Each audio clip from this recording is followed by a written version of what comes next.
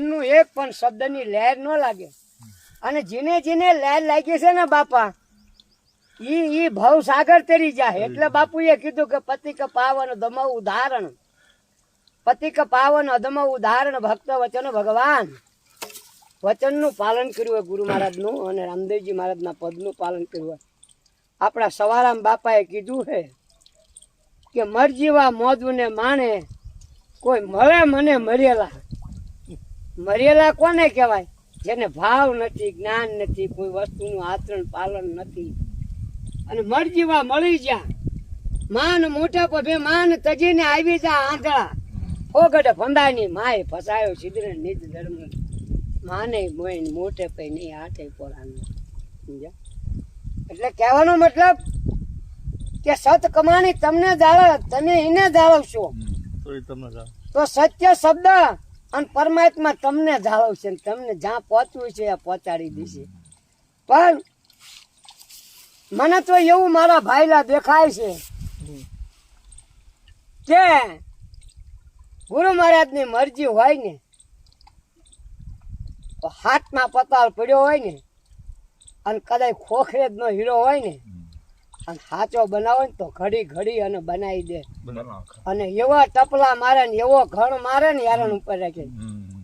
બાલવા જેટલું હે ને મન ડગતું હોય ને એને ચીતાના ઘાટ ઉપર લાવી અને સૂન મંડળમાં ઠેઠ પહોંચાડી દે.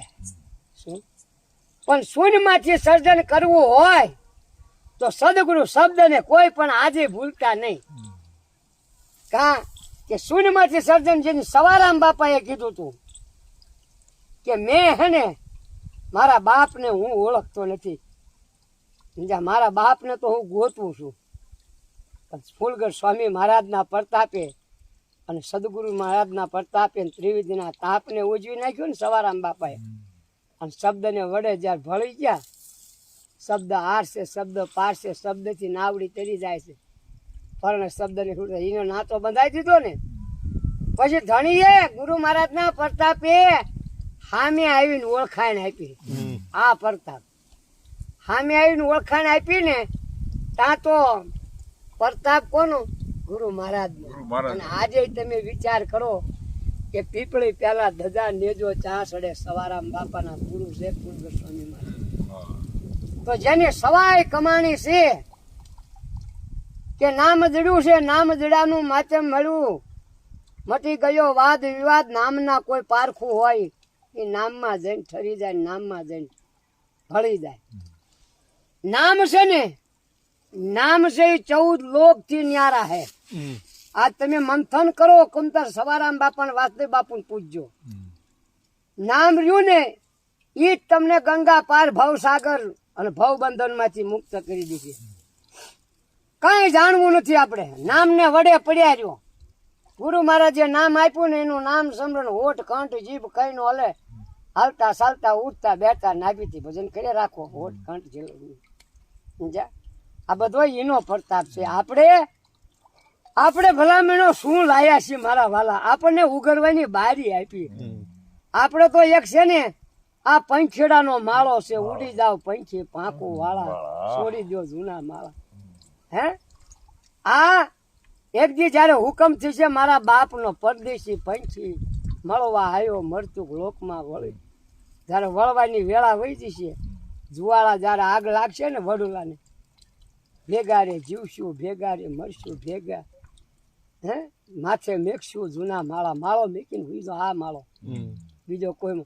એમ આપણે મારા બાપ આપણે ઉગરવા માટે બાપાએ કીધું કે સાચું સમજે શબ્દનો માલમી બની પછી ચૂપ થઈને બેસી જવું, ભજન કરી રાખો.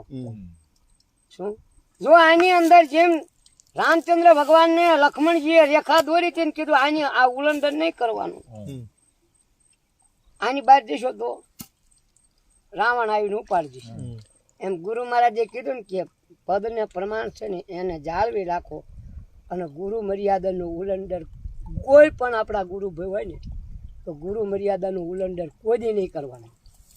અને જો કોઈ દી કરશો ને તો ગુરુ મર્યાદા જો ચૂકી જશો ને તોય 84 માં જશું. તો 84 આપણે જોઈ નથી.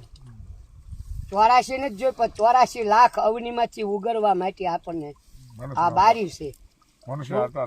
અને આજે જેને નથી ભીતર મને મળ્યા એ વાત બરોબર છે. સતની સતલોકમાં જો સદગતિને પદને પામવું હોય તો સત વચનને પાલન કરજો. ગુરુ મહારાજના, સદગુરુ સાહેબના, સવારામ બાપા ને બળદેવ બાપુ ને વાસુદેવ બાપા જે ધારા ઉપર હાલ્યા એ ધારા ઉપર એ પાટો ન છૂટતા.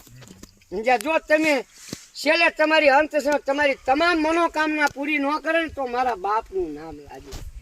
સમજ્યા? પણ તમને પૂરણ હૈયે વિશ્વાસ રાખજો. વિશ્વાસ અને પ્રેમ સત્ય રાખજો કે ભીતરની અંદર પિંડ બ્રહ્માંડમાં મોહિત ન થઈ જતા. રૂપ છે ને, રૂપમાં નો છે મોહિત હતા. બાકી સ્વરૂપનું વિચારજો મારા બાપ. અને બધા રૂપના સ્વરૂપ ઈંડમાં છે. સમજ્યા?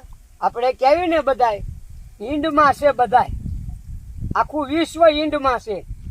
એ જયારે નાતો બધો ને ઈંડ, અને ઈંડમાંથી પિંડ રસાણું ને શિવ શક્તિએ પ્રગટ કર્યું તો એની અંદર બધાય છે. પણ એમાંથી ફળેલા જે ફાટે છે કે નહીં વડના એમાં કોક 999 નાડ્યું છે. એમાં કોક સત વિચારો ચેકનો અડી જાય. જે આમાં અનંત કમાણી કીધી છે કે અનંત જુગે જુગની કમાણી લઈને અને કરણી લઈને જે પ્રગટ થયો છે એની પ્રેમ જોતને કોણ ઉજવી શકે મારા ભાઈ. આપણા બળદેવ બાપુનું ભજન છે, પૂરવની કરણી લઈને જે બોલી ગાયું પાછી મેં એટલે પૂરવની કરણી લઈને